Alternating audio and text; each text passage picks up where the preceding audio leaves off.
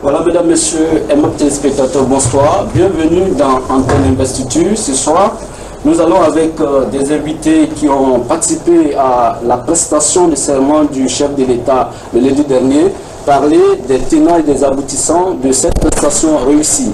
Alors, vous êtes dans Antenne Investiture, c'est-à-dire 4 jours après la prestation de serment du chef de l'État. On va recevoir pour vous, successivement sur ce plateau, Colonel Sékou Mara, il est directeur général adjoint de la police nationale. Il est déjà sur le plateau. Monsieur Sékou Mara, Colonel Sékou Mara, bonsoir. Bonsoir. Merci d'être avec nous sur ce plateau. Et puis tout à l'heure, on va recevoir également le ministre, l'ancien ministre Issokera, qui est opérateur culturel. Il sera avec nous sur ce plateau. Alors pour animer cette émission Antenne Investiture, j'ai avec moi sur ce plateau mon confrère de tous les jours, Mahmoud Bari, bonsoir. Bonsoir Isidore. Oui. Avec la police nationale, on va voir comment s'est passée la sécurisation de la cérémonie de prestation du chef de l'État. C'est pour cette raison d'ailleurs que nous avons le colonel Sékou Mara, qui est directeur général adjoint de la police. Colonel Sékou Mara, pour commencer, vous avez fait quand même une belle prestation le jour de la prestation de serment du président de la République. Pour ça, on tire chapeau à la police nationale. On pense que cette prestation sera pérenne, mais on ne sait pas concrètement, qu'est-ce qui a fait que vous avez réussi cette fois-ci? Parce qu'on dit souvent que l'habitude n'est pas coutume. Voilà. Merci beaucoup. Je pense qu'il va falloir d'abord rectifier le tir. C'est la police nationale, c'est vrai qu'à son empreinte dans la réussite de l'investiture. Oui. Mais je pense que force est de reconnaître que c'est un effort conjugué de toutes les forces de défense et de sécurité. Je veux nommer par là la police nationale, la gendarmerie, l'armée, à travers l'armée de terre, mer, air, de la douane et de tous les corps constitués aujourd'hui en République de Guinée. Oui, mais le cas présent, c'est vrai que c'est la conjugaison des efforts, c'est bien beau, c'est bien vrai. Mais cette fois-ci, on veut seulement parler de la police, la participation de la police dans cette activité. Peut-être qu'après vous, on aura également la gendarmerie, on aura aussi la défense, certainement on aura la douane. Très bien. Alors, en ce qui concerne la police, c'est vrai que dans une action, il y a bien des missions qui sont dévolues à chaque partition. En ce qui concerne la police, donc je dis, il y avait dans un premier temps le maintien d'ordre qu'il fallait faire. Dans un second temps, il y avait la circulation routière qu'il fallait donc absolument prendre en compte. Ensuite, il y avait la sécurité non seulement des étrangers, mais aussi de leurs résidences. Donc il fallait sécuriser toutes les résidences. Et au-delà de ça, il y a aussi un autre aspect qui est aussi très important, c'est donc les services de renseignement qui eux aussi ont joué leur partition. C'est la somme de tout ça qui a donné le résultat que vous avez vu le jour de l'investiture. Mon colonel, on voit également la police résolument engagée dans la campagne de déguerpissement. D'où est venue cette motivation? Alors, cette motivation est partie du jour où le nouveau directeur général de la police nationale, le contrôleur général Bangali Kourouma, lors de son discours de prise de service, a, devant public, pris l'engagement que dans les 10 jours qui suivaient son installation, il allait donc mener une action, alors là une action farouche, contre le désordre dans la circulation. Oui, mais est-ce que c'est parce que la police a été dotée de moyens suffisants pour que vous vous impliquiez de la sorte, ou est-ce parce que le nouveau directeur de la police s'est résolument engagé en engageant également la troupe pour que vous soyez aussi impliqués qu'au début? Le directeur général a pris service en n'apportant pratiquement pas rien en termes de finances ou en termes de matériel. Tout ce qu'il a trouvé en place, ou tout ce qu'il a trouvé, il les a trouvés en place.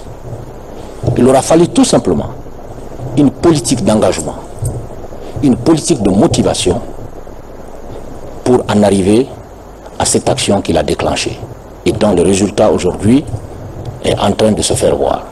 Mais mon colonel, par endroit, on reproche à certains agents de partir avec les objets que vous, les tôles par exemple. D'autres disent que quand vous venez, vous enlevez les tôles, vous allez les arracher et vous partez avec. Je ne dirais pas que c'est faux, mais c'est de savoir dans quel esprit cette action est faite, si elle a été faite. C'est fait dans le but tout simplement de débarrasser, comme on le dit, la voie publique. Oui, mais quand vous débarrassez, vous laissez là-bas. Quitte aux gens, après, d'enlever... S'il y a des choses qui les intéressent, ils récupèrent. Non, les gens, quand vous dites les gens, il s'agit de quels gens? C'est une action de l'État, oui. Et c'est l'État dans sa continuité qui continue à débarrasser. Donc quand les forces de l'ordre enlèvent les tôles, comme vous le dites, enlèvent les tôles et les déposent, il y a un autre service de l'État qui vient les ramasser pour aller les mettre dans un endroit indiqué à cet effet. Mais ça, après, les gens peuvent aller les récupérer ou bien ils ne récupèrent plus. Voilà. C'est considéré comme des choses ou des objets embarrassants. Voilà, des objets embarrassants, encombrants. On va revenir, Mamoudou Bari, on va revenir rapidement à la fonction de la police, surtout cette fonction qui a été saluée par les populations à l'occasion de la cérémonie de prestation du chef de l'État. Avec la permission de notre technicien du jour, est-ce qu'on peut voir l'élément de M. Karim?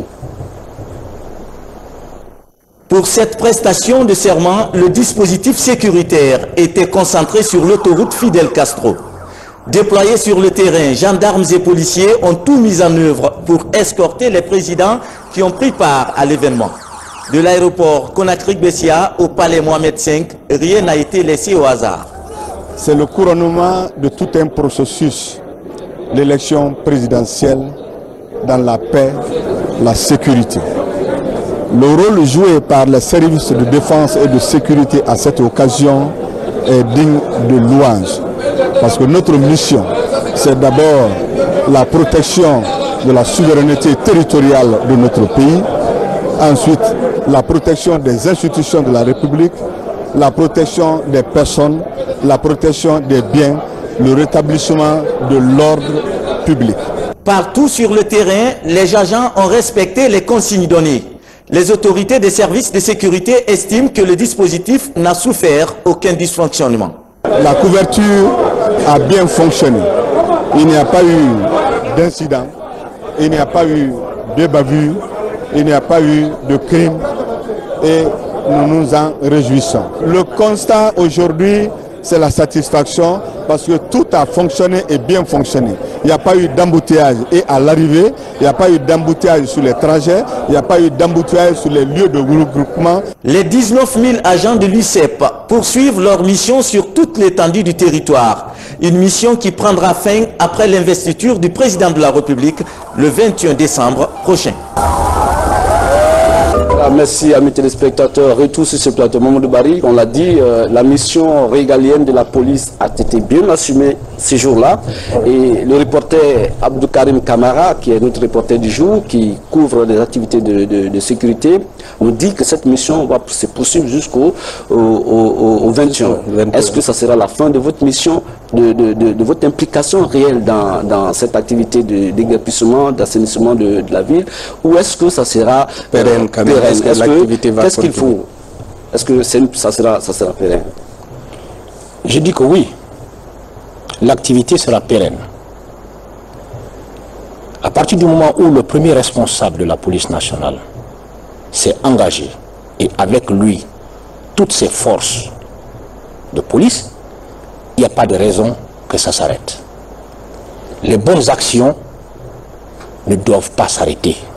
Elles doivent continuer. Ce que le citoyen lambda regrette souvent, c'est que ce n'est pas la première fois que vous prenez de telles actions, que vous entreprenez de telles actions avec une telle envergure. On a vu il n'y a pas très longtemps le déguerpissement des femmes au marché de Matoto, au marché de Bambeto, ainsi de suite.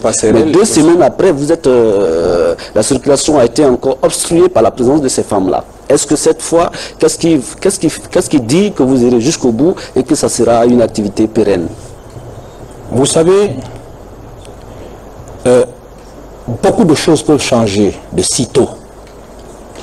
Mais la mentalité humaine ne peut pas être changée d'une minute à l'autre. Si d'un côté nous avons les attributions, nous avons les missions de faire appliquer scrupuleusement la loi, mais de l'autre côté, il faut aussi en le faisant, le faire avec intelligence et avec management des personnes que nous avons mission de sécuriser. Quand vous prenez l'exemple que vous avez donné tout à l'heure qui est le marché, vous savez très bien que le marché est un endroit sensible. Ce sont les femmes qui sont là. Elles viennent chercher leur quotidien. Elles ont occupé la voie de façon illégale, par certainement la complicité de d'autres personnes. Les forces de sécurité qui arrivent et qui doivent mener une action de déplacement de ces personnes, de cette couche sensible, doivent pouvoir le faire avec intelligence. Avec zèle, oui. Et pas avec force, pas avec zèle, mais avec tact. Et c'est en cela que nous sommes. Nous allons progressivement, jusqu'au moment où nos citoyens vont comprendre la nécessité que les missions qui sont en train de se faire, à savoir le déguerpissement, vont dans leur propre intérêt à eux et en plus dans l'intérêt de la nation. Oui, mon colonel, à présent, parlons des bouchons. Certes, vous avez cette campagne, la participation de la police est remarquable, mais les bouchons, on accuse souvent la police aussi d'être à l'origine de certains bouchons à travers la ville, avec les raquettes qui se font et tout, un policier qui s'arrête devant un véhicule et après qui bloque tout ce qui vient après cette voiture-là. Et les bouchons qui se créent à Conakry actuellement, si nous devons être amenés à faire un diagnostic de ce phénomène-là, il est à mettre au compte de beaucoup de niveaux. Entre autres niveaux, celui de la police. C'est vrai, ce que vous dites. Les policiers, par endroits, font des maladresses. C'est vrai. Je ne nie pas. Mais aujourd'hui, l'autorité en place est résolument engagée et déterminée à corriger sous tous ces états de fait pour ramener à la réalité la mission qu'elle s'est donnée. Oui, mais comment comptez-vous corriger ces états de fait? C'est en sanctionnant les agents de la route ou bien c'est des mesures draconiennes que vous allez prendre par rapport à cette situation? Il y a deux choses. La première des choses, il faut aller dans le cadre de la formation de nos hommes. Il faut les préparer à ça. Ceux qui ont déjà de la formation ont besoin de la compléter. Ceux qui n'en ont pas, il faut leur donner. Ça, c'est une première solution. Une deuxième solution, en fonction de la gradation des fautes commises, il y a des sanctions correspondantes qui vont être prises à l'endroit des indélicats. Et ça, le directeur général est résolument aussi déterminé pour ça. Et il ne badinera pas avec ça. Et nous, nous allons l'accompagner dans ce sens-là. Et je crois qu'au bout du tunnel, nous verrons le résultat que ça va donner et je sais que ça sera un résultat positif. Voilà, ça peut-être c'est l'aspect de certains policiers qui se comporteraient très mal. Mais qu'est-ce que vous allez faire aussi à l'endroit des chauffeurs, même quelquefois, qui sont indélicats dans la circulation? Alors, ce qui a valu pour le policier, je ne vois pas en quoi ça ne va pas le valoir pour l'usager de la circulation, de la route. C'est-à-dire que le même usager, ce qu'on a appliqué aux policiers, à savoir il faut de la formation, il faut qu'on mette en place une politique de formation de nos conducteurs. Et c'est en cela qu'on doit s'impliquer à travers les auto-écoles qui foisonnent aujourd'hui à travers Conakry, qui produisent justement ces chauffeurs. Ensuite, il faudra que le ministère des Transports aussi s'implique à travers la délivrance des permis. Parce qu'il y a ça aussi, il y a de la fantaisie un peu, il y a de la légèreté dans la délivrance des permis. À ce niveau, il faut aussi qu'il y ait une correction. En plus, autant le policier doit être sanctionné quand il fait une indélicatesse, autant le conducteur sur la voie publique, s'il lui aussi fait une indélicatesse, va être sanctionné. Donc, des sanctions qui sont conformes à la loi. Et je crois qu'avec ça, nous arriverons au résultat final. Peut-être avant de terminer cette question, vous n'allez pas vous battre un peu pour ramener un peu les sémaphores parce qu'aujourd'hui on a la lumière avec Kaleta et tout, il serait intéressant aujourd'hui, au lieu que le policier ne fasse les signalisations au niveau des grands carrefours, qu'on ait des feux et qui permettent aux gens de se comporter bien. Je vous ai dit au départ de l'émission qu'il y a un diagnostic qu'il faut poser.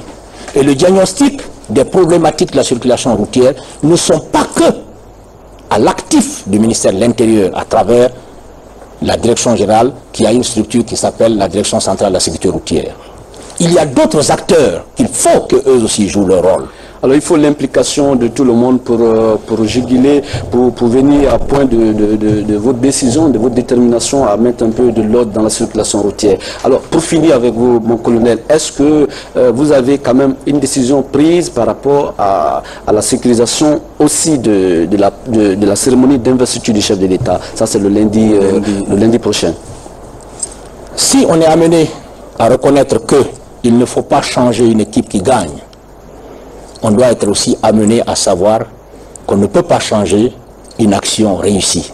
Et par rapport à ça, vous avez déjà un communiqué. Ça veut dire que ce qui a réussi pour le 14 décembre, eh bien, c'est la même action qui va continuer pour le 21. Et d'ailleurs, par rapport au déguerpissement dont vous avez fait état, vous m'avez posé la question tout à l'heure de savoir est-ce qu'il va y avoir continuation, est-ce que ça va être pérennisé? C'est en cela que la direction générale de la police nationale a cru devoir d'ailleurs préparer un communiqué à l'intention non seulement des policiers, mais aussi de la population, que je vais donc, avec votre permission, faire lecture. Oui, rapidement, monsieur mon colonel. Communiqué de la direction générale de la police nationale. La direction générale de la police nationale exprime sa satisfaction sur les premiers résultats obtenus de l'opération coup de poing contre l'embouteillage, les occupations illégales et anarchiques de la voie publique, et saisit cette occasion pour encourager et inviter les policiers de la police, les agents de la police et toutes les forces de défense et de sécurité à poursuivre cette action qui s'inscrit dans la priorité de la nouvelle direction générale de la police nationale et portant notamment sur la facilitation de la mobilité urbaine, de la protection des biens publics et du maintien permanent de l'ordre public. Les citoyens et citoyennes de la capitale à soutenir cette action qui y va dans l'intérêt général et autour de laquelle la direction générale ne ménagera aucun effort pour sa réussite.